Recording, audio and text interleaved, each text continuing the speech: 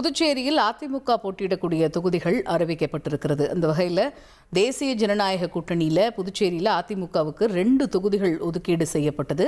புதுச்சேரியில் இப்போ உப்பளம், உருளையன்பேட்டை இந்த 2 தொகுதிகளில் அதிமுக போட்டியிடும் என்று அறிவிப்பு வெளியாகி இருக்கிறது. இந்த வேட்பாளர் பட்டியல் அப்படிங்கிறது விரைவில் வெளியாகும் என்று அதிமுக மாநில செயலாளர் அன்பழகன் அறிவிப்பு வெளியிட்டிருக்கிறார். கூடுதல் விவரங்களை கேட்டு வருவோம். செய்தியாளர் எழில் இணைகிறார். எழில், ஏற்கனவே சில மணி நேரங்களுக்கு முன்னாடி நம்ம பேசும்போது கூட பாஜகவுக்கு 10 தொகுதிகளில் 9 தொகுதிகளுடைய அந்த வேட்பாளர் பட்டியல் வெளியிடப்பட்டிருந்தது.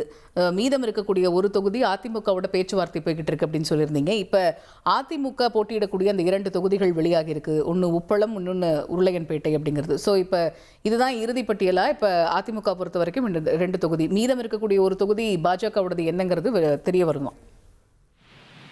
நிச்சயமாக தேசிய ஜனநாயக கூட்டணியில் உள்ள என்ஆர் காங்கிரஸ் கட்சி 16 தொகுதியிலும், இதே போல பாஜக 10 தொகுதியிலும், அதிமுக, எல்ஜேகே ஆகிய தலா 2 தொகுதிகள் ஒதுக்கப்பட்டது.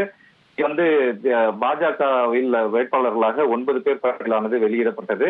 மீதமுள்ள ஒரு தொகுதி மட்டும் வெளியிடப்படவில்லை. மேலும் எல்ஜேகே கட்சிக்கு நெல்லித்தோப்பு தொகுதி மற்றும் காமராஜர் நகர் தொகுதி ஒதுக்கப்பட்டுள்ளது.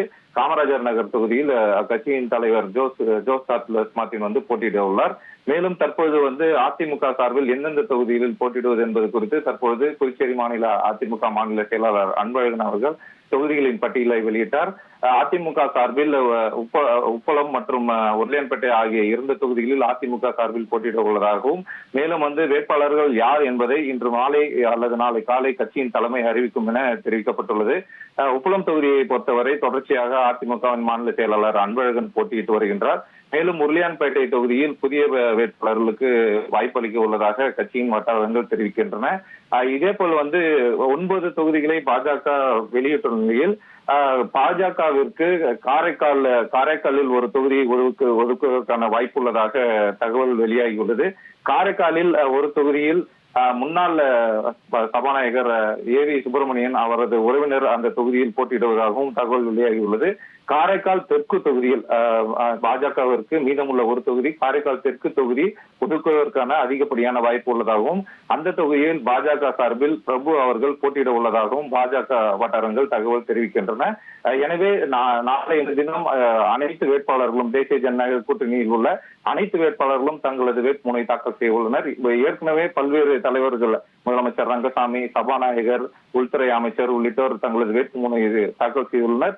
அதாவது புதியதாக அறிவிக்கப்பட்டுள்ளவர்கள் மற்றும் மீதமுள்ளவர்கள் வரும் திங்கட்கிழமை அன்று தங்களது இறுதி நாளான வேட்புமனு தாக்கல் இறுதி நாளான அன்று தங்களது வேட்புமனுவை தாக்கல் செய்ய உள்ளனர்.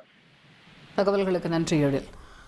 புதுச்சேரியில் உப்பளம், உருளையன்பேட்டை தொகுதிகளில் அதிமுக போட்டியிடும் என்ற அறிவிப்பு வெளியாகி இருக்கிறது. இது பற்றிய முக்கிய செய்தியை பார்த்தோம். இனி செல்லும் இடமெல்லாம் செய்தி. தந்தி டிவியின் வாட்ஸ்அப் சேனலை ஃபாலோ பண்ணினா செல்ல இருக்கும் இடமெல்லாம் செய்தி. இதோ QR கோட், இப்பவே ஸ்கேன் பண்ணுங்க, ஃபாலோ பண்ணுங்க.